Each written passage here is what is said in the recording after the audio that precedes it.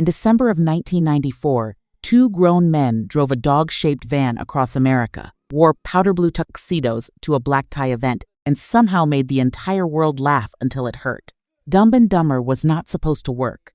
Critics were skeptical, studios were nervous, and yet it walked away with nearly $250 million worldwide. 30 years later, the cast that built that miracle has a story just as wild as the film itself. Here is where they all ended up. Number 1. Jim Carrey as Lloyd Christmas, the man who believed 1 in a million was still a chance. The limo driver who drove from Providence, Rhode Island to Aspen, Colorado, on nothing but blind optimism and a suitcase full of someone else's money. Lloyd Christmas was foolish, reckless, and completely impossible to look away from. And in December of 1994, that character made Jim Carrey the biggest comedy star on the planet. James Eugene Carrey was born on January 17, 1962, in Newmarket, Ontario, Canada. He was 32 years old during production. The youngest of 4 children, he grew up in a working-class family that struggled financially. His father was an accountant who lost his job when Jim was a teenager. The family briefly lived out of their van. That is not a detail from a script. That was his actual life. He began doing stand-up at 15 years old at Toronto's Yuck Yuck Comedy Club. His very first night, he bombed in front of a live audience while wearing a yellow suit his mother had made him. He kept going anyway. By the time 1994 arrived, Jim Carrey had already spent over a decade grinding through bit parts, supporting roles, and network television. He was a regular on In Living Color from 1990 to 1994. But he was not yet a movie star. Then Ace Ventura, Pet Detective opened in February of that year. Then The Mask followed in July. Then Dumb and Dumber arrived in December. 3 #1 comedies in a single calendar year. Nothing like it had been seen before, and nothing quite like it has been seen since. The Farrelly brothers originally offered him $350,000 to play Lloyd. He passed.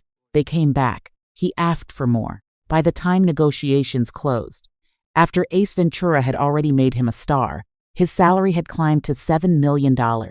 It was, at the time, the highest fee ever paid to a comedic actor. Jeff Daniels, who shared top billing in every single scene, was paid $50,000. His personal life moved through 2 marriages during the 90s. His first, to Melissa Womer in 1987, produced his only child, a daughter named Jane Erin Carrey, born September 6, 1987, who later pursued a career as a singer. His second marriage was to his Dumb and Dumber co-star Lauren Holly, which lasted from 1996 to 1997. That particular union had a certain irony that only Hollywood could produce. He later entered high-profile relationships with Renee Zellweger and Jenny McCarthy. In 2015, his girlfriend Catriona White passed away in what was ruled a suicide. He spoke about that loss with a grief that was quiet and unmistakably real. In April 2022, Carrey announced he was stepping back from acting. He had spent years developing a serious passion for painting. A 2017 short documentary called I Needed Color gave audiences a glimpse into that world. Large, vivid canvases that looked nothing like the man's who once made his face do things faces are not supposed to do. But in 2024, he returned one more time to reprise his role as Dr. Robotnik in Sonic the Hedgehog 3. Some characters simply refuse to stay retired. He is 63 years old today. Still painting, still unpredictable, and still, 30 years later, utterly impossible to forget. Number 2, Jeff Daniels as Harry Dunn, the man who was arguably the dumber one, the gentle, oblivious best friend who poisoned a man by accident and considered it a reasonable misunderstanding. Harry Dunn was loyal, helpless, and somehow deeply lovable, and the actor who played him nearly did not take the job at all. Jeffrey Warren Daniels was born on February 19, 1955, in Athens, Georgia, and raised in Chelsea, Michigan. He was 39 years old during production. His father ran a lumber business. He dropped out of Central Michigan University midway through, packed up, and moved to New York to pursue theater. That bet paid off faster than most. By 1980, he was on Broadway, appearing in Lanford Wilson's 5th of July alongside William Hurt. He received a Drama Desk Award nomination for that performance. This was a man with serious theatrical credentials. long before anyone ever asked him to sit on a rigged toilet on camera. His agents told him in direct terms not to make Dumb and Dumber. They were not quiet about it. "You are a serious actor," they told him. "This is not the direction your career should be going." They tried to pull him off the project entirely. He ignored them. He had watched Jim Carrey and he wanted to work alongside someone who moved through a scene the way Carrey did. Daniels later said Carrey walked up to him before the infamous bathroom scene, the one every person who has ever seen this film cannot fully erase from memory, and told him simply, "Go all the way with it." Daniels did. He later admitted he had nearly passed out by the end of that sequence from the physical exertion of performing it. The dedication was total. The result was legendary. Before Dumb and Dumber, Daniels had appeared in Terms of Endearment in 1983, a film that won the Academy Award for Best Picture. He worked with Woody Allen in The Purple Rose of Cairo in 1985. He starred in Speed in 1994, the same year as this film, alongside Keanu Reeves and Sandra Bullock, in a role that demonstrated he could hold his own in an action film with two of Hollywood's most bankable names. He was, in every measurable sense, the more decorated actor on that Dumb and Dumber set. He has been married to his high school sweetheart, Kathleen Trietto, since Friday, the 13th of 1979. That date has always been a small piece of trivia that suggests either remarkable confidence or a very specific sense of humor. They have 3 children together, Benjamin, Lucas, and Nellie. In 1991, he founded the Purple Rose Theater Company in Chelsea, Michigan, a nonprofit organization dedicated to developing original work and training actors. He still runs it. He never left Michigan. He built a career that stretched from New York theater to Hollywood blockbusters, and then quietly returned to the town where he grew up. In 2013, he won the Primetime Emmy Award for Outstanding Lead Actor in a Drama Series for his role as Will McAvoy on HBO's The Newsroom. In 2017, a second Emmy came for his work in Godless.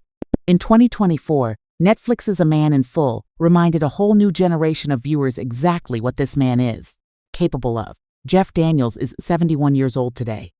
He is still acting, still writing plays, still running his theater in Michigan. The agents who told him not to do Dumb and Dumber have never publicly commented on that advice. Number 3.